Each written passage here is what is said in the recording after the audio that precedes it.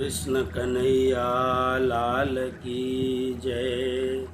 श्री सद्गुरु महाराज की जय।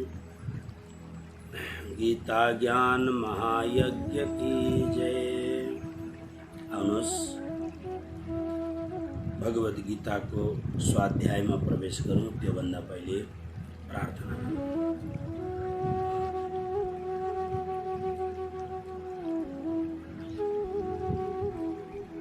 बंसी विभूषित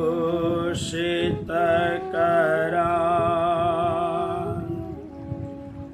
नवनीरदाभा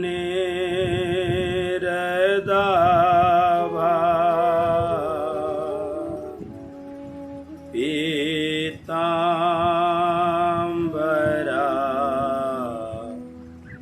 दरुणबिंब फला धरुष्ठा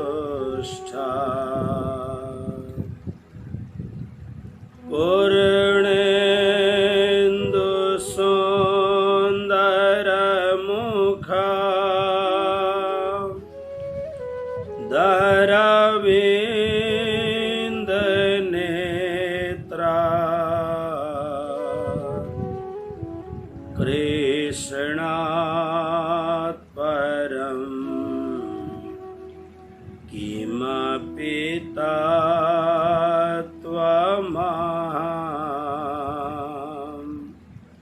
न जाने।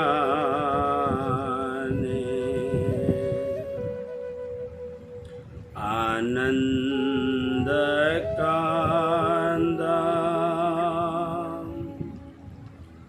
प्रभुदेवचन्द्रं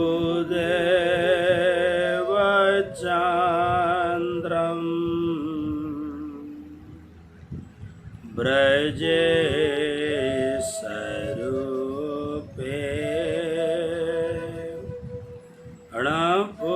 णपुरापि जातं प्रवेश्य प्राप्तं प्रियप्राणनाथं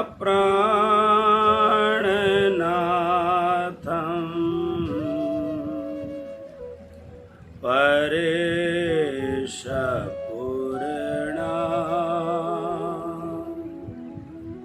सततं नमामि। मूकं करोति वाचालं पंगुं लंघयते यत् कृपातमहं वन्दे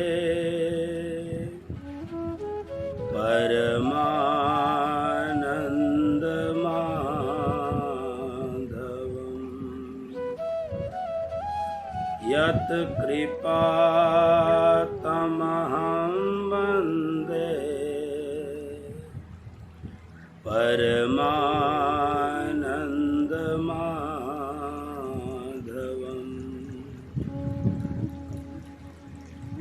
कृष्ण कन्हैया लाल की जय।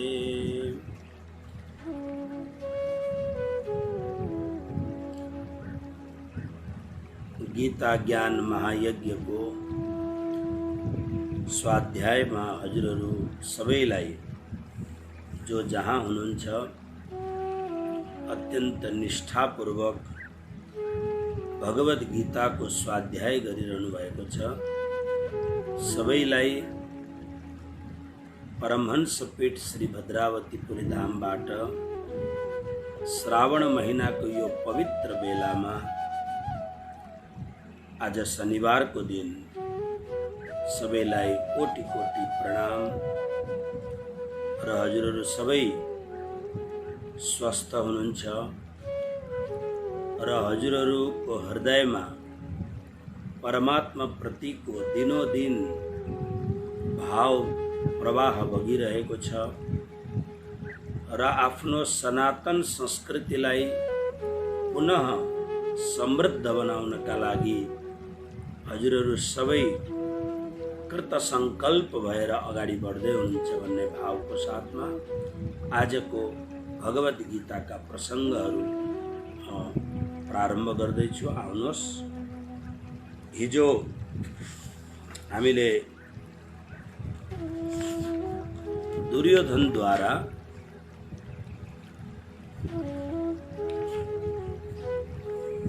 गुरु द्रोणाचार्यका पासमा गएर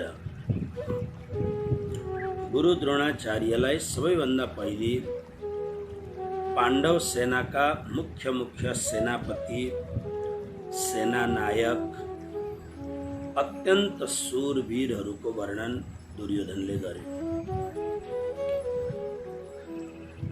विशेष नामहरू जो ऐतिहासिक नामहरू छन्। भगवद गीता इतिहासको ग्रन्थको भाग भए तापनि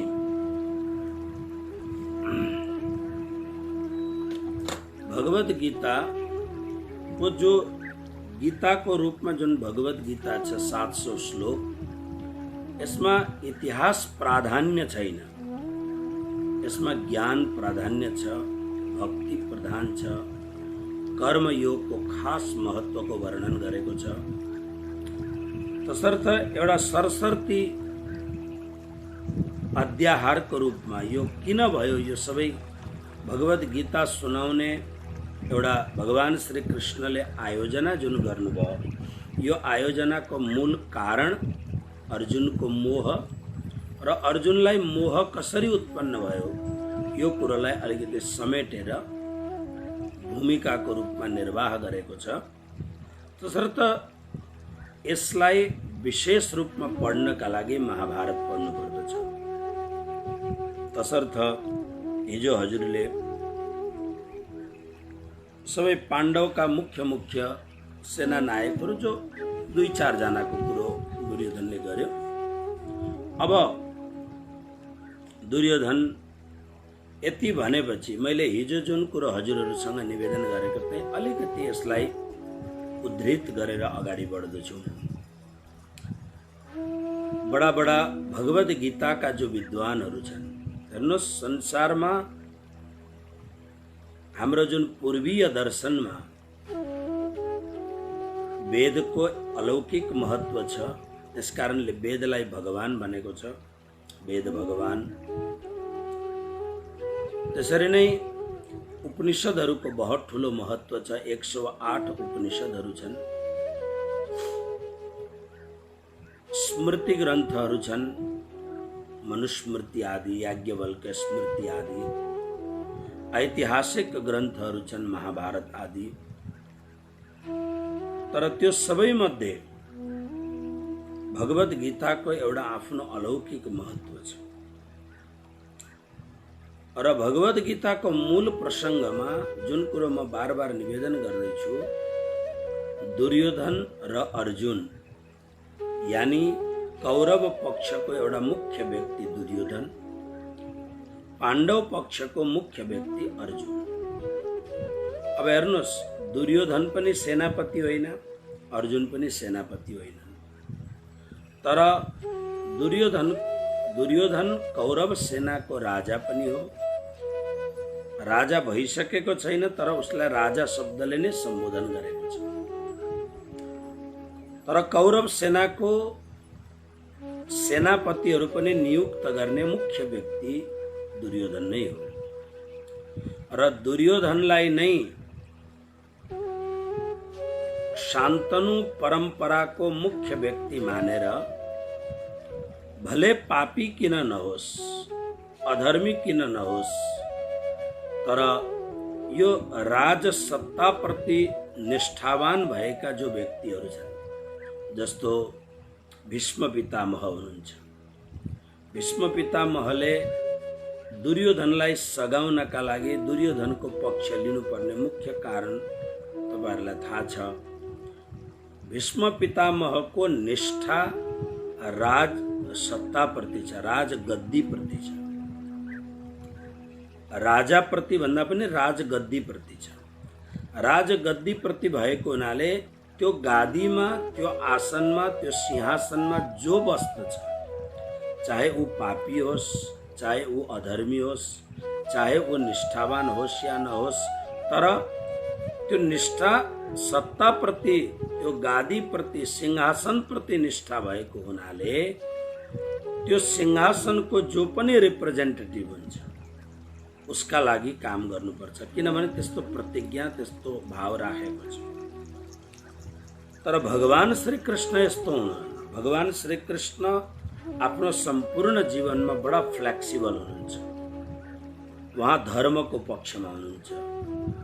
त्यसकारणले जो धर्मको पक्षधर हुन्छ उसका अगाडि कृष्ण उभिनुहुन्छ। जो पापको पक्षधर हुन्छ ऊ चाहे कुनै पनि सल्तनतमा होस्, ऊ चाहे कुनै पनि उच्च सिंहासनमा बसेको होस्, यदि ऊ अधर्म गर्दछ, यदि ऊ अधर्म बोल्दछ भने, यदि ऊ अधर्मको कार्य, अधार्मिक कार्य गर्दछ भने त्यसको विरोधमा कृष्ण उठ्नुहुन्छ। र यो एउटा बहुत ठुलो मेसेज पनि हो।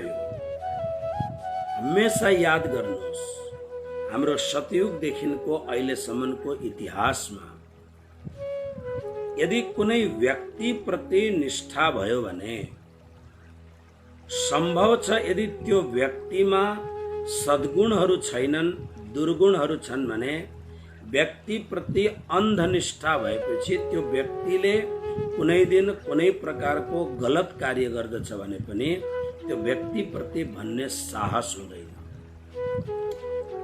किनभने अन्धानुकरण गरेर, अन्धभक्ति, अन्धोभक्त भएर, अन्धश्रद्धाले युक्त भएर त्यो व्यक्तिप्रति निष्ठा हुन्छ।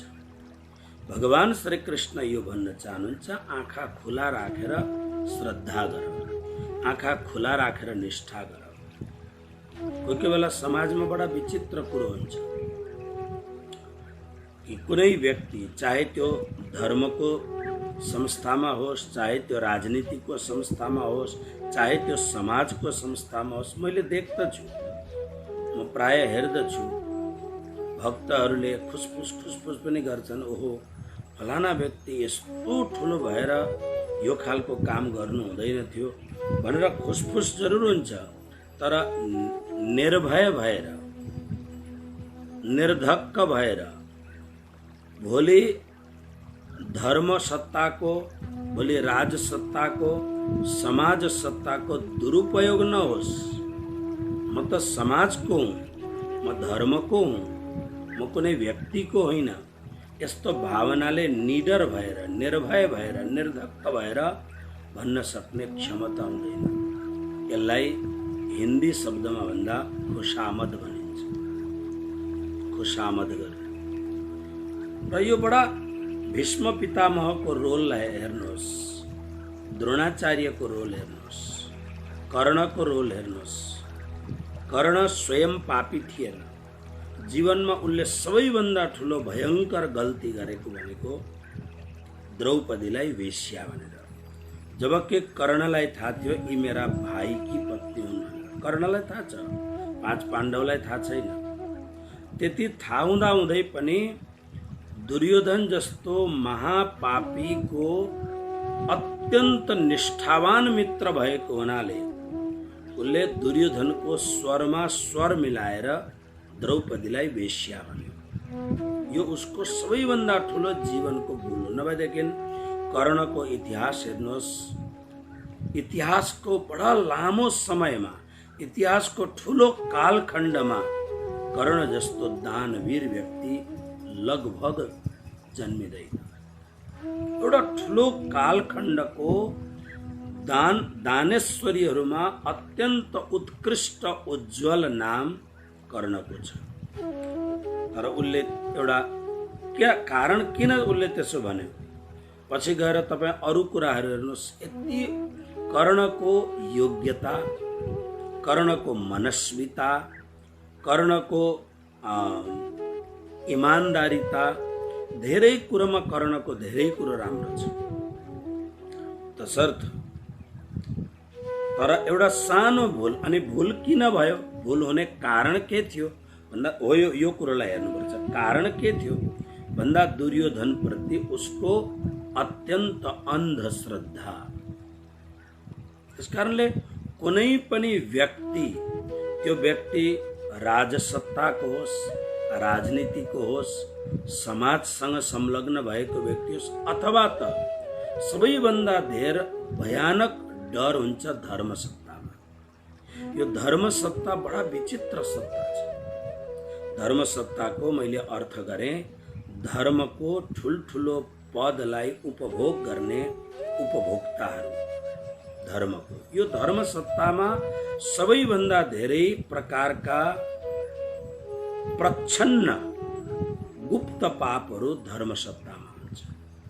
कारण धर्मसत्ता श्रद्धा, विश्वास र निष्ठामा टिकेको हुन्छ। धर्मसत्तामा हेर्ने आँखाहरू, सबैका आँखाहरू एकदम ओहो यो व्यक्ति त बहुत राम्रो छन्, किनभने यति ठुलो पदमा आसीन छन्, यति यस्ता राम्रो प्रकारको शरीरमा बाह्य आचारहरू यति राम्रो छ, इत्यादि कुराहरूले धर्मसत्तामा एउटा भित्रको कुरोहरूलाई धेरै ढाकिदिइरहेको हुन्छ। त्यसकारणले धर्मसत्तामा पाप भएको प्रारम्भमा देखिँदैन, बहुत अप्ठ्यारो हुन्छ धर्मसत्तामा। त्यसकारणले यो जुन महाभारतका धेरैवटा पक्षहरूलाई, यो अहिले मलाई एकदम दिमागमा यो कुरो आयो यो पक्षको विषयमा। भीष्म पितामह जीवनभरि पछताएका छन्, तर निष्ठासँग उनी सम्झौता गर्न सक्दैनन्, किनभने सत्य प्रतिज्ञा छन् उनीहरू। प्राण जान्छ तर प्रतिज्ञा जान सक्दैन। तर जुन प्रतिज्ञा गरे त्यो प्रतिज्ञा धर्मपूर्ण थिएन, किनभने त्यो सत्तामा आसीन हुने व्यक्ति सधैँ राम्रो मात्रै व्यक्ति आउँछ भन्ने छैन। हेर्नुहोस्, पृथु जस्ता महान राजा जो भगवानका अवतार हुनुहुन्थ्यो, त्यो सिंहासनमा, पृथु जस्तो राजा बसेको सिंहासनमा बेन नाम गरेको महापापी पनि पहिले थियो। सत्ता, त्यो सिंहासन त एउटा परम दिव्य सिंहासन, तर बेन जस्तो महाधूर्त महापापी त्यो सिंहासनको सत्तामा आयो, जसलाई पछि गएर ऋषिहरूले भस्म गरे। त्यसकारणले हाम्रो निष्ठाको आँखा खुला हुनुपर्दछ, हाम्रो श्रद्धाको आँखा खुला हुनुपर्दछ, ताकि भोलि गएर पछताउन नपरोस् हामीले। र यो जुन प्रथम अध्यायमा भगवान श्री कृष्णलाई हेर्नु, भगवान श्री कृष्णले अर्जुनलाई धेरै ठाउँमा बहुत स्पष्ट भनेको छ, अर्जुन म तिमीलाई उभ्याउन चाहन्छु युद्धको मैदानमा नायक बनाएर, तर यदि मान लो तिमी बुझदिल भएर, तिमी नपुंसक जस्तो भएर, तिमी मोहको दलदलमा फँसिएर यदि तिमीले मैले भनेको मान्दैनौ भने पनि म त यो संसारमा यदा यदा हि धर्मस्य ग्लानिर्भवति भारत, म यो काम गर्न आएको, म तिम्रो जग्गामा अर्को कसैलाई उभ्याउन सक्छु। हेर्नुहोस्, भारतको इतिहासमा चाणक्यको जुन इतिहास छ, बडा गजबको इतिहास छ। चाणक्यले नन्दवंशलाई, विष्णु शर्मा जो चाणक्य हुन्, उनले नन्दवंश जो पारम्परिक राजवंश थियो, जब विष्णु शर्मा वहाँ गएर हेरेपछि उनले देख्दाखेरि अरे यस्तो एउटा राजसत्तामा बसेको व्यक्ति 24 घण्टा शराबको मदमा मदोन्मत्त हुन्छ र उसको काम सत्ता छ, पैसा छ, रुपियाँ छ, दिन रात केवल अर्धनग्न स्त्रीहरूको नाच हेर्नमा मात्रै मस्त छ। जनताको पालन पोषणको लागि केही पनि ध्यान दिँदैन। उनले हेरे विद्वानहरूको बिल्कुल आदर छैन। जो विद्वानहरू उसको चाटुकारिता गर्दछन्, ती चाटुकारिता गर्ने अत्यन्त स्वार्थी, जो तिनीहरूलाई विद्वान पनि भन्नु भएन, यिनीहरू जो पढा लेखा चलाक छन्, यिनीहरूलाई मात्रै उसले मान्दछ। तर जो विद्वानहरू छन्, जसले उसलाई राम्रो सजेसन, राम्रो सल्लाह सूचन दिन्छन् उनीहरूलाई मौतको घाट उतारिदिन्छ। नन्द वंशको सम्राटले जब चाणक्यको अपमान गरे, चाणक्यले विचार गरे म यो सिंहासनमा यो सत्तालाई सर्वनाश गरेर एउटा यस्तो मान्छे तयार गर्दछु जो कहिले कल्पना पनि गर्न सक्दैन। चन्द्रगुप्त बहुतै साधारण परिवारबाट, कुनै राजवंशको बालक होइन यो, तर एउटा अत्यन्त साधारण बालक, तर साधारण बालकमा असाधारण प्रतिभा सानो अवस्थामा देखे हुँदैन। जसरी अब्राहम लिंकन अत्यन्त गरिब भन्दा गरिब, मैं अब्राहम लिंकनको मातृभूमि, अब्राहम लिंकनको जन्मभूमिमा गएर आएँ। म उसले खेती गरेको ठाउँहरू हेरेँ मैले। जसरी अत्यन्त गरिब, तर गरिब भए तापनि प्रतिभा यो यो यो पूर्व जन्मबाट आएको कुरा हामीले 6औं अध्यायमा सुनेका छौँ। पूर्व जन्मबाट आएको कुरो लिएर आएको हुन्छ। र चाणक्यले देखे त्यो सानो बालकमा असाधारण प्रतिभा छ। यो बालकमा उनले चिने त्यो असाधारण प्रतिभाले युक्त भएको बालकलाई लगेर अनि साधनामा संयुक्त बनाएर कठोर कठोर साधनाबाट उसलाई निकालेपछि चक्रवर्ती सम्राटको रूपमा चन्द्रगुप्तलाई स्थापित गर्न चाणक्य समर्थ भए। भगवान श्री कृष्ण भन्नुहुन्छ, नहीं, यद्यपि शान्तनुको परम्परामा, कौरवको परम्परामा धृतराष्ट्र छन्, दुर्योधन, दुशासन आदि छन्, तर यिनीहरू अतिशय अधार्मिक छन्। र यिनीहरूलाई बार बार भन्दाखेरि पनि जो सजेसन दिन्छ, जो कुरा गर्दछन्, उनीहरूलाई नै नराम्रो मानेर अनि उनीहरूलाई नै हत्या गरिदिन्छन्। तसर्थ अब यो अधार्मिक परम्परालाई समूल मैले उखालेर फ्याँक्नु पर्दछ भन्ने भगवान कृष्णले सोच्नुभयो। अभ्युत्थानम धर्मस्य तदात्मानं सृजाम्यहम् परित्राणाय साधूनां विनाशाय च दुष्कृताम विनाशाय। त्यस कारणले अब दुर्योधन द्रोणाचार्यको छेउमा गएर खुशामद गर्दछ। द्रोणाचार्यको छेउमा गएर द्रोणाचार्यलाई अलिकति फुर्क्याउने, किनभने दुर्योधनलाई एउटा डर के छ भन्दा, यद्यपि द्रोणाचार्य धृतराष्ट्रले आजीविका दिएको हुनाले आजीविकाको अधीन छन् द्रोणाचार्य। मैले हिजो एउटा कुरो भनेको थिएँ, पहिलो यो शिक्षक हो जसले घरमा गएर शिक्षा, आजीविकाको लागि घरमा गएर शिक्षा दिएका छन्। त्यसकारणले द्रोणाचार्यको बार बार अपमान भएको छ। अपमान सहेर द्रोणाचार्य बसेका छन्। तर यो भन्दा पहिले गुरुहरूका गुरुद्वारमा, गुरुकुलमा, चाहे त्यो साक्षात नारायण नै किन अवतार लिएर आएका नहुन्, तर गुरुदेवका घरमा गएर र त्यो घरको स्थितिलाई यहाँबाट आफ्नो घरबाट बोकेर केही कुरो लान पाइँदैन।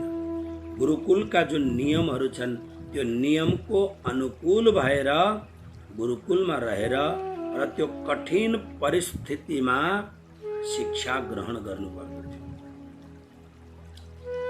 र त्यहाँनिर प्राय त्यही व्यक्ति, दुर्योधन जस्ता व्यक्तिहरू जान सक्दैनथे। त्यहाँनिर पुगिहाले भने पनि त्यहाँको कठोर जुन त्यहाँको नियमावली छ त्यसमा उनीहरू बस्नै सक्दैनथे।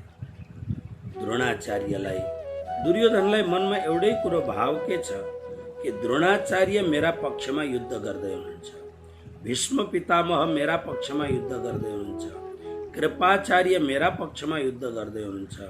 तर मेरा पक्षमा युद्ध गरे तापनि यिनीहरूको हृदयमा मेरो पक्ष भन्दा यिनीहरूलाई पाण्डव पक्ष धेर राम्रो लाग्दछ। कारण द्रोणाचार्य भले आजीविकाको लागि धृतराष्ट्रको अधीन भए, तर उनको भित्र ब्राह्मणत्व छ, उनको भित्र धर्मको बीज छ र उनीहरूलाई थाहा छ कि युधिष्ठिर, भीम, अर्जुन, नकुल, सहदेव जहाँ कृष्ण हुनुहुन्छ, निस्सन्देह त्यो पक्ष धर्मको पक्ष हो, पुण्यको पक्ष हो, सुकृतको पक्ष हो, त्यो उनीहरूलाई थाहा छ।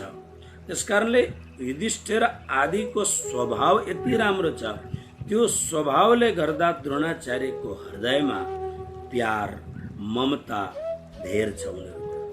यो दुर्योधन जान्दछ। पितामह भीष्मले कौरव पक्षका 100 जना सन्तानहरूलाई, पाण्डव पक्षका 5 जनालाई समान प्यार दिएको छ। तर पनि दुर्योधनलाई यो थाहा छ कि हामी सबैलाई समान प्यार दिए तापनि अर्जुन प्रति पितामह भीष्मको विशेष माया छ, विशेष ममता छ। कृपाचार्य कुलगुरु, दुवैका कुलगुरु कृपाचार्य हुनुहुन्छ। तर कृपाचार्य धर्मात्मा भएको हुनाले कृपाचार्यको पनि विशेष पक्षपात पाण्डव प्रति छ। युद्ध गर्नुपर्ने छ कौरव पक्षमा, तर भित्र माया, भित्र ममता, भित्र निष्ठा पाण्डव पक्षमा छ। यो कारणले दुर्योधनले भिन्न भिन्न प्रकारका कुराहरू भनेर द्रोणाचार्यलाई आफ्नो पक्षमा बनाउन, मनबाट पनि भित्रबाट पनि अनेक प्रकारको वैर भाव, ईर्ष्याको भाव, द्वेषको भाव पैदा गराएर यी पाण्डवहरू तपाईका शिष्य होइनन्, भले विद्या सिके यिनीहरूले, तर हेर्नुहोस् तपाईलाई मार्नका लागि यी पाण्डवहरूले तपाईको काल भएर जन्मेको द्रुपदको छोरा धृष्टद्युम्नलाई नै प्रथम सेनापति बनाए। तसर्थ द्रोणाचार्यलाई उक्साउन चाहन्छ कि तपाईका मनमा युधिष्ठिर आदि प्रति विशेष भाव छ, तर भाव राख्ने जरुरत छैन, किनभने तपाईँ यिनीहरूप्रति भाव राख्नुहुन्छ, तर यिनीहरू त तपाईका दुश्मन हुन्। र यी प्रकारका कुराहरूले गर्दाखेरि अब जब पाण्डव पक्षको कुरो गरेपछि अनि अब दुर्योधनले आफ्नो पक्षको कुरो राख्न थाल्यो। कारण आफ्नो पक्षको कुरो यस कारणले राख्नुपर्ने छ कि हाम्रा पक्षमा पनि कम महत्त्वका सेनाहरू छैनन्, कम महत्त्वका मान्छेहरू छन्, धेरै महत्त्वका छन्। आउनुहोस् आजको श्लोक प्रारम्भ गरौँ। श्लोक नम्बर 7। बडा राम्ररी श्लोकमा ध्यान राख्नुहोस् र सँगसँगै पढ्ने कोसिस पनि गर्नुहोस्। अस्माकं तु विशिष्टाय तान्निबोध द्विजोत्तम नायका मम सैन्यस्य संज्ञार्थं तान् ब्रवीमि ते। द्विजोत्तम गुरु द्रोणाचार्यलाई दुर्योधनले सम्बोधन गर्दै भन्छ, द्विजोत्तम, द्विज माने ब्राह्मण, उत्तम सर्वश्रेष्ठ। निसन्देह द्रोणाचार्य एउटा उत्तम कोटिको ब्राह्मण हुनुहुन्छ। यसको मतलब अर्थ के छ भने द्विज यानी ब्राह्मण श्रेष्ठता हुँदै हुन्छ, तर ब्राह्मण पनि आफ्नो कर्मले सर्वश्रेष्ठ हुन सक्दछ र ब्राह्मण आफ्नै कर्मले अत्यन्त अधम पतित पनि हुन सक्दछ। यो शब्दले यो जनाउँदैछ। जस्तो म बार बार यी कुराहरू हजुरहरूलाई निवेदन गर्दछु। ब्राह्मण शरीर, ब्राह्मणस्य शरीर हो यम, शास्त्रमा लेखेको छ। यो भनेर मैले ब्राह्मणको विशेष पक्षपात गरेको होइन, तर शास्त्रीय कुरो म भन्दैछु। भगवान श्री कृष्ण पनि ब्राह्मणहरूको चरण धुनुहुन्थ्यो। राम सधैँ प्रातःकाल आफ्नो सन्ध्यावन्दनको कार्य सकेर ब्राह्मण यानी वशिष्ठ आदि ब्राह्मण गुरुहरूको चरण धोएर अभिषिञ्चन गर्नुहुन्थ्यो। यसको मतलब के छ भने शास्त्रमा लेखेको छ र श्रीमद् भागवतको गर्ग ऋषिको प्रसङ्गमा छ कि हजुर सबैको गुरुदेव हुनुहुन्छ। ब्राह्मण गुरु यस्तो शब्द छ त्यहाँ, श्लोक उपस्थित भएन अहिले। र यसको अर्थ के छ? शास्त्रले भन्दछ ब्राह्मणस्य शरीरोयम, ब्राह्मणको शरीर प्राप्त हुनु निस्सन्देह रूपमा अनन्त अनन्त पुण्य प्राप्ति भएपछि मात्र ब्राह्मणको शरीर प्राप्त हुन्छ। यसको एउटा अर्को पनि म व्यावहारिक उदाहरण दिउँ। प्राय जुन जसलाई आजको भाषामा दलित जाति इत्यादि भनिन्छ, उनीहरू विशेष गरेर ब्राह्मणहरूको निन्दा गर्दछन्, बहुत निन्दा गर्दछन्। हेर्नुहोस्, कुनै पनि व्यक्तिको बार बार चर्चा किन गरिन्छ भने त्यो व्यक्तिमा केही खासियत छ र पो चर्चा गरिन्छ। ओके, ओशोले एउटा कुरो बहुत राम्रो कुरो भनिरहेछ। ओशो भन्दछन्, ओशो यो जमानाको एउटा महान दार्शनिक व्यक्ति हुन्। ओशोले समयभन्दा पहिले जुन कुरो पचाउन सक्दैन समाजले, समयभन्दा पहिले त्यो नपच्ने कुरो भनेको हुनाले आफ्नो समयमा ओशो बदनाम भयो। तर ओशो महान दार्शनिक हुन्, मैले पढेको छु।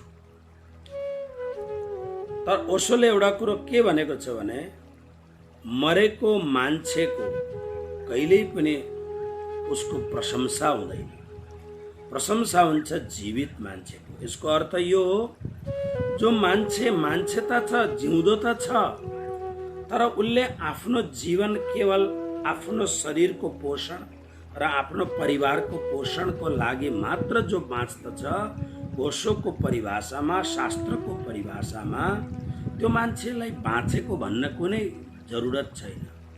आफ्नो पेट, आफ्नो बच्चाहरूको पेट त पशु पक्षीहरूले पनि पालन गर्दछ। मनुष्य भएपछि मनुष्य यस्तो चर्चाको विषय होस्, भले मान्छेहरूले निन्दा गर्दछन्, निन्दा गरे तापनि बार बार यदि कुनै व्यक्तिको निन्दा हुन्छ भने त्यो व्यक्तिमा केही त खासियत छ कि मान्छे चर्चाको विषय भएको छ, यो जीवित मान्छे। त्यसरी नै म एउटा कुरो तपाईहरुलाई ध्यानमा दिलाउन चाहन्छु। प्राय द्विज वर्गको यानी ब्राह्मण क्षत्रियहरूको अलिकति धेरै मान्छेहरूले कुरा गर्छन्, यिनीहरूले यसो गरे, यिनीहरूले यसको मतलब भित्र उनीहरूको भित्र काहीँ न काहीँ हामी ब्राह्मण हुन पायौँ, हामी क्षत्रिय वीर हुन पायौँ भन्ने भित्र मनमा काहीँ न काहीँ एउटा असन्तोष छ। हो त्यो असन्तोषलाई उनीहरू निन्दाको रूपमा प्रकट गर्दछ। अहिले सबले बोल्न पाएको छ, बोल्ने अहिले सत्ता छ, त्यसले गर्दामा तर यसभित्रको उनीहरूको मानसिकतालाई, यो मनोविज्ञानलाई तपाईहरु पढ्नुहोस्। यसको अर्थ यही हो, यदि बार बार कुनै व्यक्तिको विषयमा, जातिको विषयमा, धर्मको विषयमा, वस्तुको विषयमा बार बार चर्चा हुन्छ भने यसभित्र केही न केही खासियत हुनुपर्छ। र द्विजोत्तम शब्द दुर्योधनले बहुत सुन्दर शब्द प्रयोग गरेको छ, हे द्विजोत्तम, हे ब्राह्मण श्रेष्ठ। द्विज शब्द ब्राह्मणलाई मात्रै भनिँदैन, द्विज शब्द जसले जनेऊ लगाउँदछन् ती सबैलाई द्विज भनिन्छ। किनभने भगवान आदि शङ्कराचार्यले भन्नुभएको छ, जन्मना जायते शूद्रः संस्कारात् द्विज उच्यते। संस्कार गरेपछि दुईपल्ट दोस्रो जन्म कहलाउँछ। एउटा पिताको सम्पर्कबाट गर्भावस्था भएपछि आमालाई माध्यम बनाएर आमाबाट एउटा शिशु जन्म लिन्छ। आमाबाट जन्म लिए एउटा जन्म भयो, तर संस्कारबाट फेरि जब जन्म लिन्छ त्यसलाई द्विज भनिन्छ। त्यसकारणले हाम्रो शास्त्रमा गुरुलाई त्वमेव माता च पिता त्वमेव भनेर जुन परिभाषा गरिन्छ, गुरुदेवको प्रार्थनामा, गुरु गीतामा गुरुलाई पिता मानेको छ, माता मानेको छ, इष्ट मानेको छ, मित्र मानेको छ, कुल मानेको छ, कुटुम्ब मानेको छ। कारण के छ भने एउटा राम्रो सद्गुरुको भूमिका तपाईले हेर्नुभयो भने सद्गुरुले एउटा शिष्यलाई जन्माउँछनको मतलब उसलाई दीक्षा दिएर उसको जुन एउटा सामान्य जीवन थियो त्यसबाट उसलाई असामान्य असाधारण रूपले जन्माउँछन्। फरक के छ भने आमाले जन्माउँदछिन् र संसारमा उनलाई संसारप्रति उनलाई अगाडि सार्दछिन् आमाले। गुरुरूप आमाले जब जन्माउँदछिन् संस्कार दिएर संसारमा राम्ररी बाँचेर पुनः यो भवसागर रूपी संसारलाई पार गर्न सद्गुरुले सिकाउँदछ। बहुत व्याख्या छ द्विजको। त्यसकारणले द्विजोत्तम, तर त्यो द्विज, त्यो ब्राह्मण अत्यन्त अधम हो जसले ब्राह्मण शरीर पाएर ब्राह्मण उचित कुनै पनि कर्म गरेन। मैले बार बार भन्दा हजुरहरूलाई अलिकति अप्ठ्यारो पनि लाग्ला, तर जसले आफूलाई ब्राह्मण सम्झिन्छ त्यो ब्राह्मणले कहिल्यै पनि मांस भक्षण गर्नु हुँदैन। जसले आफूलाई ब्राह्मण सम्झिन्छ उसले कहिल्यै पनि अंडा आदि पदार्थको सेवन गर्नु हुँदैन। जसले आफूलाई ब्राह्मण सम्झिन्छ उसले कहिल्यै पनि शराब पिउनु हुँदैन। जसले आफूलाई ब्राह्मण मान्दछ उसले कहिल्यै पनि तम्बाकुको सेवन गर्नु हुँदैन। गरुड इत्यादि पुराणहरू पढ्नुहोस्, यी सबको सेवन गर्ने ब्राह्मणको कति दुर्गति हुन्छ पढ्नुहोस्। अनि यस्तो खालको जो ब्राह्मण मांसको भक्षण गर्दछ, मांस भन्नुको अर्थ तपाईहरुले जुन परिभाषा लाउनु भएको छ, यो जातिले यो खालको खाने, यो जातिले यो गलत धारणा हो। यो शास्त्रीय परिभाषा होइन, यो अशास्त्रीय परिभाषा हो। अधम जातिका पढालेखा ब्राह्मणहरूले मनगढन्त बनाएका श्लोकहरूको परिभाषा मात्र हो। त्यसकारणले चाहे त्यो कुनै पनि प्रकारको मांस होस् त्यो अभक्ष नै हुन्छ। तपाईहरु आफै भन्नुहुन्छ आज त म एकदम चोखो छु किनभने आज एकादशी थियो, मैले केही पनि खाएको छुइनँ। यो शब्दको मानसिकताले जसले भन्छ म आज चोखो छु, आज चोखो खाने दिन हो, आज घरमा चोखो बन्छ, यो शब्दको यो शब्द विज्ञानलाई हेर्नुहोस्। यसको अर्थ म सधैँ अशुद्ध हुन्छु, मेरो घर सधैँ अशुद्ध हुन्छ, मेरो चुलो सधैँ अशुद्ध हुन्छ, वर्षमा 2-4 दिन मात्रै मेरो घरमा शुद्धता हुन्छ, मेरो घरमा 2-4 दिन मात्रै भक्ष्य पाक्दछ, नभए मेरो चुलो होइन, मेरो चुलो त एउटा घिनलाग्दो पाप पाक्ने चुलो हो भनेर तपाईहरु आफै भन्नुहुन्छ। तपाईहरु खाली विवेकलाई उपयोग गर्नुहुन्न भन्न त तपाईहरु आफै भन्नुहुन्छ। मैले भनौँ भने त रिसाउनुहुन्छ। आज हाम्रो घरमा चोखो छ भन्नुको अर्थ आज चोखो छ, तर 364 दिन त गलत थियो नि।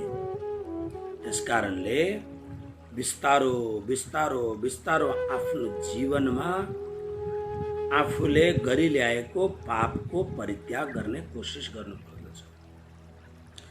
हे द्विजोत्तम, हे ब्राह्मण श्रेष्ठ, अस्माकम हाम्रा, तू हाम्रा पनि, ए जो विशिष्टा मुख्य जो व्यक्तिहरू छन्, तान तिनीहरू प्रति निबोध, ध्यान दिनुहोस्। निबोधको अर्थ हो निश्चेषेण बोधयते।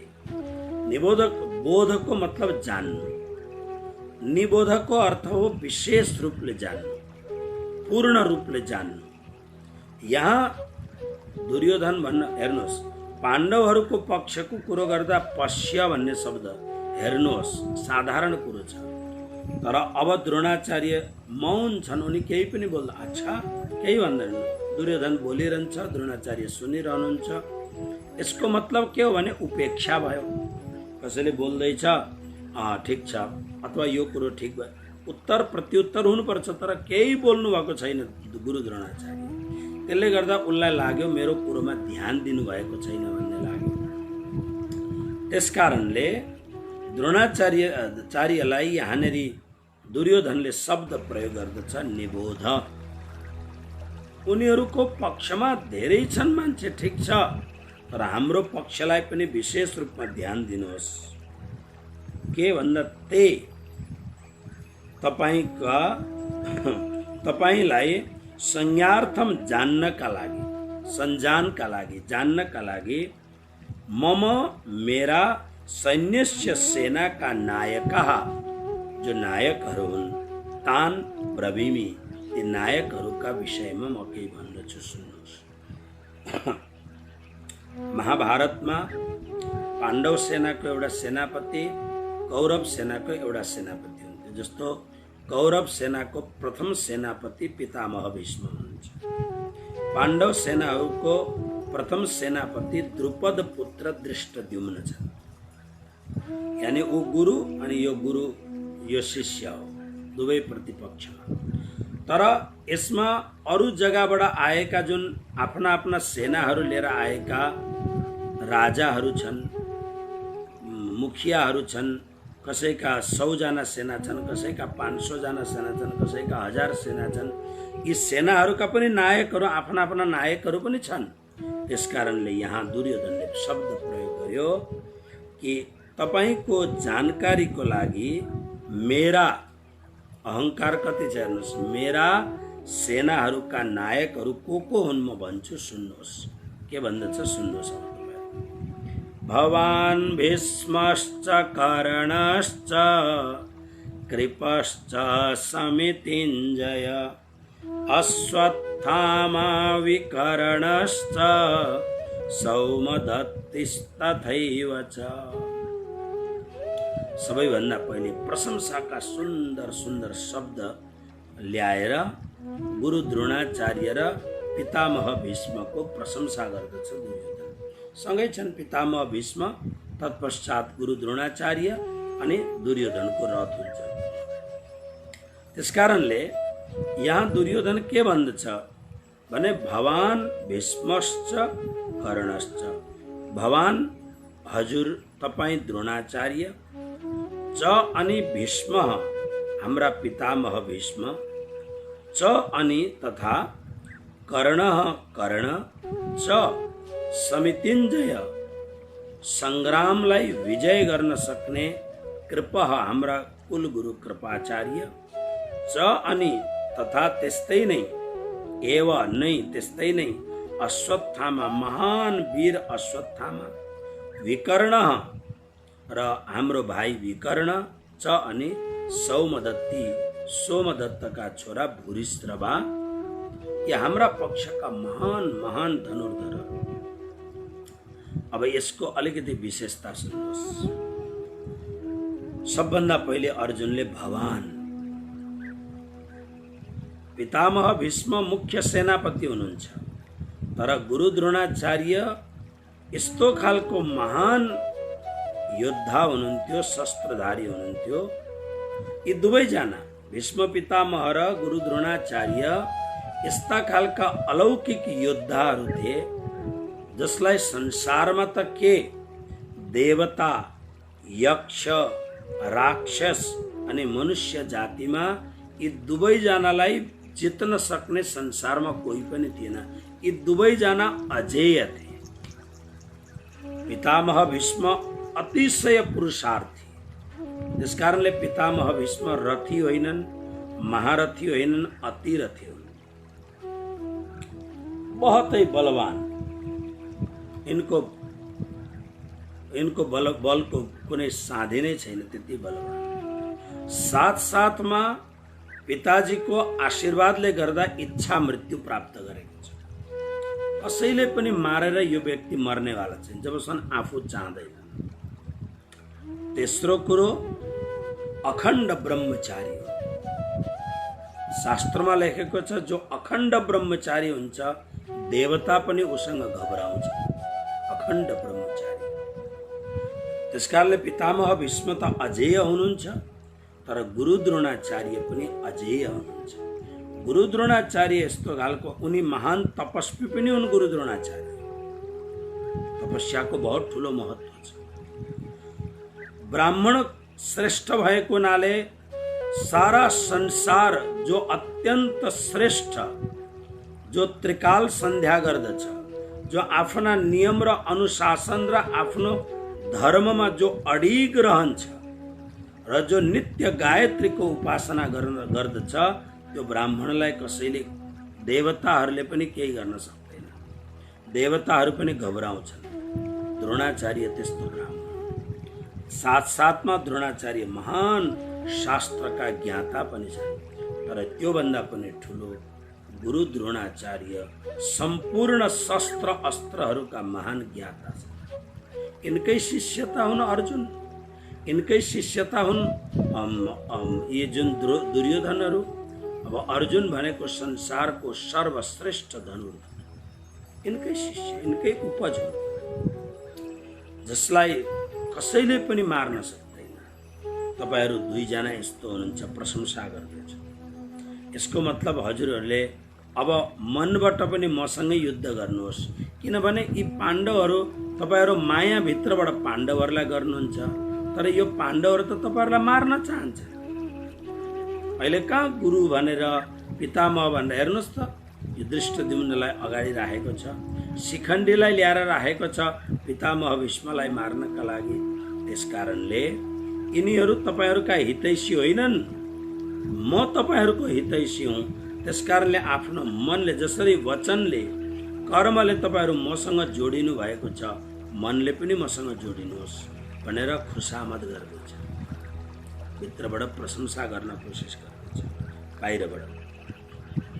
कर्णश्च, पछि कृपाचार्य। हेर्नुहोस्, क्रम बिगारेको छ यहाँनिर। यहाँ खालि पाउपूर्तिका लागि मात्र होइन, कृपा यी दुईजना पछिको सर्वश्रेष्ठ व्यक्ति हुन् कृपाचार्य। बहुत ठुला साधु, बहुत ठुला व्यक्ति हुन्। तर कर्णको नाम पहिले लिनुको अर्थ, कर्णमाथि दुर्योधनलाई धेरैभन्दा धेरै भरोसा छ। कारण कर्ण महान वीर भए तापनि दुर्योधनको अत्यन्त सच्चा मित्र पनि हो। कर्णले यो कुरो भनिसकेको थियो, मित्र, कुनै पनि परिस्थितिमा तिमीले ममाथि जो उपकार गरेको छौ, यो उपकारले गर्दा म तिम्रो मित्रताको परवशमा छु। आफ्नो प्राण आहुति दिएर पनि म यो मित्रतालाई निर्वाह गर्दछु भनेर कर्णले वचन दिएको छ। कर्ण यस्तो व्यक्ति हो, वचन दिइसकेपछि त्यो वचनबाट दुर्योधन, दुशासन कहिल्यै पनि वचन पालन गर्दैन। बोल्छन् एउटा, गर्छन् अर्को। तर कर्ण यस्तो खालको वीर बलवान हो, ऊ बोल्यो अकाट्य हुन्छ उसको। यसकारणले अत्यन्त पक्षपाती भएर कर्णको नाम दिएको छ। कृपश्च, कृपाचार्य। समितिञ्जय, सङ्ग्राम विजयी, बडा ठुल्ठुला सङ्ग्रामलाई पनि विजय प्राप्त गर्ने यस्ता कृपश्च कृपाचार्य हुनुहुन्छ। च तथा अश्वत्थामा, गुरुपुत्र अश्वत्थामा विकर्ण। हेर्नुहोस्, अब कर्णको वीर बहुत, म फेरि पनि कर्णका कुराहरू गरौँला, तर कर्ण अत्यन्तै बलवान, धेरै बलवान। मैले हिजो अस्ति हजुरहरूलाई सुनाएँ होला कि कर्णले जब बाण हान्दाखेरि कृष्णको अर्जुनको रथ अलिकति पछाडि जान्थ्यो, कृष्ण स्याबास कर्ण भन्नुहुन्थ्यो। तर अर्जुनले बाण हान्दाखेरि कर्णको रथ निकै पर जान्थ्यो, तर पनि प्रभुले प्रशंसा त्यस्तो गर्नुहुन्न थियो अनि अर्जुनलाई अप्ठ्यारो लाग्यो। हेर्नुहोस् न, मान्छे चाहिँ नि प्रशंसाको बहुत भोगी छ। कसैलाई पनि तपाईँ मेरो प्रशंसा गर्नुहोस्, म गजबको हुन्छु, मलाई खुसी लाग्दछ। मान्छेहरू बहुत प्रशंसा भोगी हुन्छन्। कोही कोही व्यक्ति के भन्छन्, म त केही होइन, यो त यो ठाउँ, यो म बसेको ठाउँ, यो सब यसले गर्दा हो, म त के हो। तर अर्काले अलिकति मात्र पनि तपाईँ यस्तो कुरो राम्रो गर्नु भएन भने अपमानको महसुस भएर अनि त्यो सामनेवालालाई अपमान गरिदिन्छ। समझ्दैन यो तुम। सबैलाई प्रशंसा मनपर्छ, सबैलाई कसैले प्रशंसा गरिदियो भने गजक्क परिन्छ, आनन्दित हुन्छ। तसर्थ कर्णको प्रशंसा। तर भगवान कृष्णले जब अर्जुनको यो मुझमण, अर्जुनको यो असमञ्जसतालाई विचार गरेर अनि भगवानले भन्नुभयो र यो प्रयोग गरेर पनि महाभारतमा देखाउनु भएको छ, अर्जुन तिमी भन्दा बहुत विजयी कर्ण छ। र सबैभन्दा पहिले अर्जुनलाई कर्ण तिम्रा दाजु हुन् भनेर श्री कृष्णले नै भन्नुभएको, कर्ण तिम्रा दाजु। त्यसकारणले कर्ण बहुत बलवान छ। अनि कृपाचार्य पनि बहुत बलवान छ। कृपाचार्य संग्राम विजयी शब्द राखेको छ। अश्वत्थामामा भगवान शङ्करको अंश थियो र यो पनि मान्छे बहुत बलवान। तर अश्वत्थामा अत्यन्त पवित्र ब्राह्मण कुलमा जन्म लिए तापनि, अत्यन्त पवित्र ब्राह्मण श्रेष्ठ द्रोणाचार्यको पुत्र भए तापनि यो सुपुत्र हुन सकेन, कुपुत्र भयो। कारण उसको दिन रात संपर्क केवल दुर्योधन आदिसँग थियो। यसकारणले दुर्योधन आदिको जस्तो मनोवृत्ति थियो, अश्वत्थामाको पनि मनोवृत्ति यस्तै भएको थियो। कारण तपाईँ निरन्तर जोसँग बस्नुहुन्छ, त्यो जोसँग बस्नुहुन्छ उसको मनोवृत्ति तपाईँभित्र आउँछ। तपाईँ फेसबुकमा अथवा त युट्युबमा अथवा त नेटमा जुन खालको तपाईँ बार बार हेर्नुहुन्छ, त्यो बिस्तारो बिस्तारो विचारको रूपमा परिवर्तित हुन्छ।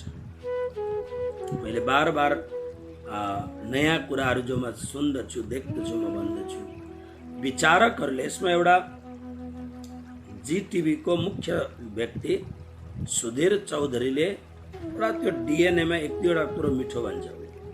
उसले एकपल्ट भनेको थियो, अहिलेको विश्वमा इन्टरनेटबाट प्रस्तुत हुने जुन एउटा अत्यन्तै भयावह स्थिति भएको जुन एउटा वेब छ, वेबसाइट छ, जसमा लाखौं यी खालका वेबसाइट छन्, जसले मान्छेको चरित्र धुमिल बनाइदिन्छ, बर्बाद बनाइदिन्छ। यस्तो खालको वेबसाइटले अहिलेको वर्तमान समयको नवजवानहरूको जवानीलाई बर्बाद गरेर राखेको छ नेटबाट। किनभने हाम्रो भित्रको जुन कुरो छ, यदि यसलाई हामीले अलिकति असंयमित बनायौँ भने बिग्रिनका कुनै टाइमै लाग्दैन, तुरन्तै बिग्रिन्छ मान्छे। चारैतिर भयावह स्थिति छ। त्यसले गर्दाखेरि यो खालको अश्वत्थामा महान वीर बलवान छन्, श्रेष्ठ वंशोद्भव हुन्। तर अश्वत्थामाको निरन्तर सम्पर्क, अब हेर्नुहोस् न, कतिजना तपाईँहरू भक्तहरू 15, 20, 25 वर्षबाट मसँग आबद्ध हुनुहुन्छ। अब मसँग आबद्ध जो प्रेमपूर्वक दिलबाट जो मसँग जोडिनु भएको थियो, तपाईँहरूको जीवनमा कति परिवर्तन आएको छ। त्यति मात्र होइन, तपाईँहरूसँग, तपाईँहरू जस्तो बुद्धिजीवी व्यक्तिहरूसँग, तपाईँहरू जस्तो बौद्धिक व्यक्तिहरूसँग मसँग सम्पर्क हुँदा मलाई पनि धेरै कुरो फाइदा भएको छ। जब मेरो सर्कलमा, त्यसकारणले म प्राय मलाई गुजरातमा पनि भन्छन्, बार किन नेपाल जानुहुन्छ, बार किन नेपाल गएर समय दिनुहुन्छ नेपाललाई भन्दा, नेपालमा म यस कारणले जान्छु, नेपालको जुन मेरो सर्कल छ, बौद्धिक सर्कल, यो नेपालको थुप्रो भक्तहरूले जान्दछन्। गुरुजीको साथमा जो व्यक्तिहरू छन्, समाजको एउटा धुरन्धर व्यक्तिहरू, आफ्नो जुन आफ्नो व्यवसायमा, आफ्नो कुरोमा दक्ष भएका बौद्धिक व्यक्तिहरू मसँग आबद्ध हुनुहुन्छ र मलाई धेरै ठुलो फाइदा छ। किन, म त एउटा साधारण साधु, बहुत थोरै, मैले स्कुलको नाममा आधा क्लास मात्रै पढेको छु। संस्कृत पढेँ। अब संस्कृत पढे त संस्कृतको मान्छेहरूले के सम्झिन्छ, संस्कृत पढ्नेले सम्झिन्छ हामी विद्वान हौँ, र म यसलाई मान्दिनँ। विद्वान भनेको संस्कृत पढेको पनि हुन्छ, इङ्ग्लिस पढेको पनि हुन्छ। विद्वानको अर्थ हो कुनै पनि कुरोलाई राम्ररी जान्नु, त्यसको नाम विद्वान हो। हरिओम तत्सत गणानान्त गणपति गुङ्ग जान्नुलाई मात्रै विद्वान होइन। हाम्रोमा त्यस्तो खालको कुरो छ नै। विद्वानको अर्थ के हो? जो स्कलर छ, जो कुरो जान्दछ। यसकारणले नेपालमा मेरो एउटा यस्तो वर्तुल छ, मेरो एउटा यस्तो खालको सर्कल छ, जो सर्कलमा बस्दाखेरि मलाई नयाँ विचारहरू उहाँहरू दिनुहुन्छ।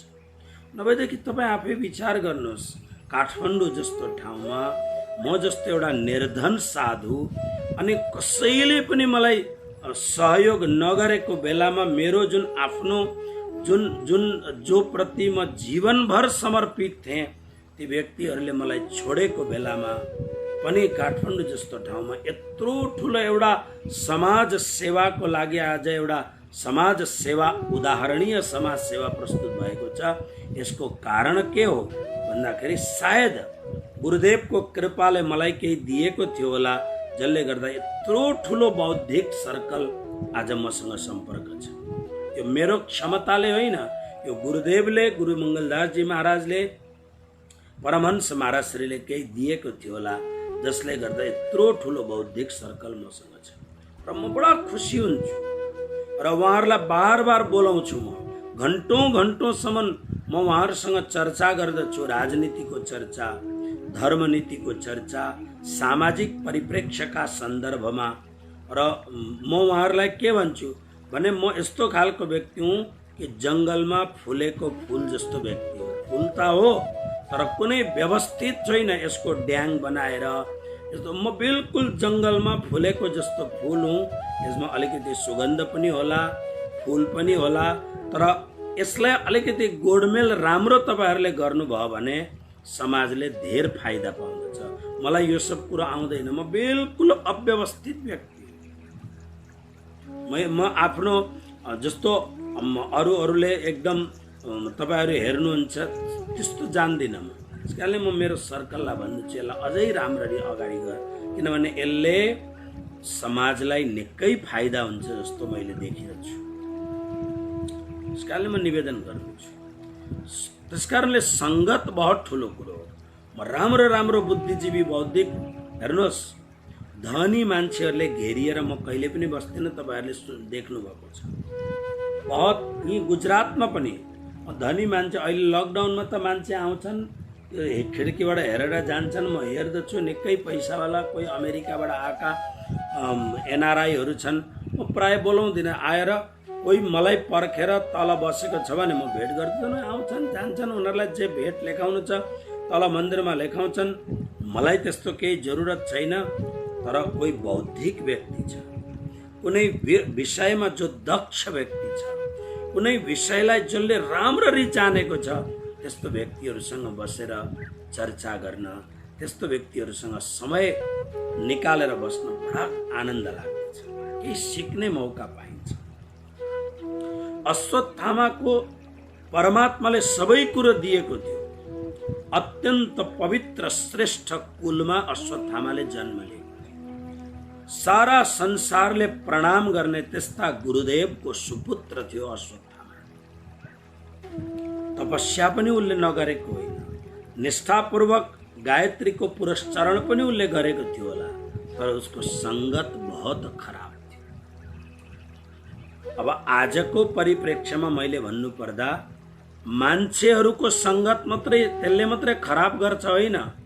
हामीले नेटको सम्बन्धमा, हामीले यी सोसियल मिडियाहरूको सन्दर्भमा जुन कुरोले हामीलाई जीवनमा केही पनि फाइदा दिँदैन, यस्ता सोसियल मिडियाहरूको, सोसियल कुराहरूको बार बार यिनीहरूको सङ्गत गर्नु पनि यो कुसङ्ग। आधा घन्टा फेसबुक हेर्नुहोस् राम्रो कुरो, तर दिनभरि फेसबुकमा, दिनभरि मेसेन्जरमा, राति 12 बजे, हिजो राति लगभग 200-250 मन गाउँ लिएर भक्तहरू आए। ढिलो आए, म ढिलो सुत्नु पाएँ राति। र राति सुत्नुभन्दा अगाडि एकपल्ट यसो मैले मेसेन्जर पल्टाएर हेर्दा कहीँबाट विदेशबाट समाचारहरू आएको हुन्छ। मैले देख्दै थिएँ नेपालका धेरैजना भक्तहरू सुतेका थिएनन्, अनलाइन 12 बजीसम्म के गर्छ। कोही राम्रो काम गर, ठिक छ, तर चाहे व्यक्तिको सम्पर्क होस्, चाहे यो अहिलेको सोसियलको सम्पर्क होस्, यदि हाम्रो जीवनलाई राम्रो गर्ने छैन भने यो सङ्गतले अश्वत्थामालाई बर्बाद गरे चाहिँ हामीलाई पनि बर्बाद गरिदिन्छ।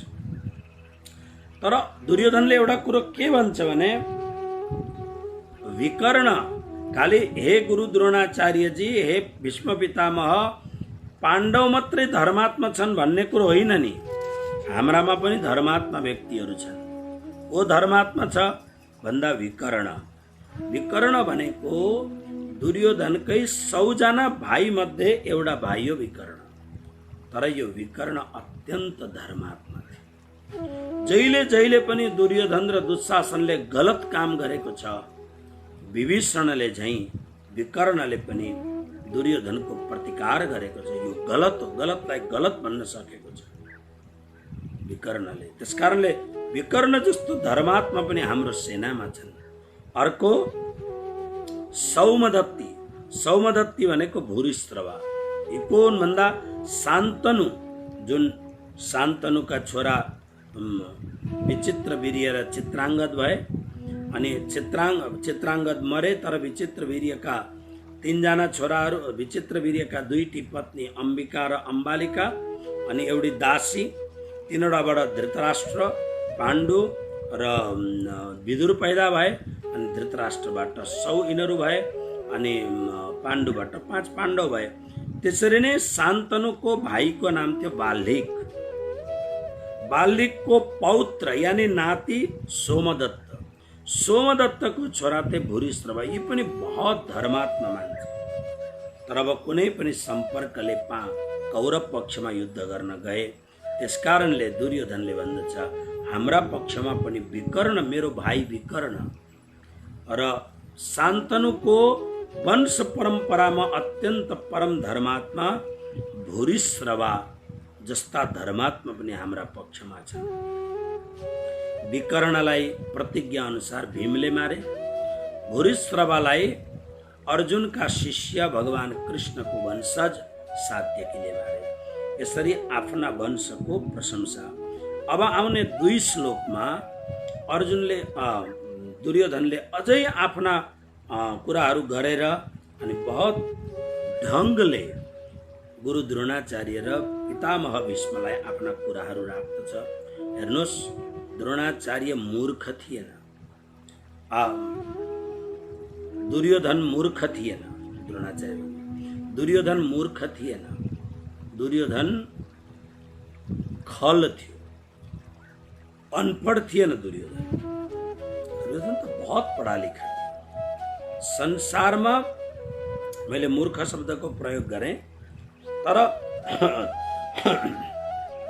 अनपढ व्यक्ति मूर्ख हुन्छ भन्ने कुरो होइन। धेरै अनपढ व्यक्तिहरू बहुत राम्रा हुन्छन्। पढा लेखा भन्दा धेरै राम्रा हुन्छन् अनपढ व्यक्ति। तसर्थ दुर्योधन पढा लेखा भए तापनि ऊ पापी थियो। त्यसकारणले दुर्योधनले आफै मान्दछ, म धर्मात्मा होइन, म पापी मान्छे हो भनेर उसले आफूले स्वीकार गरेको छ। अगाडिका श्लोकहरू बडा मिठा श्लोकहरू छन्।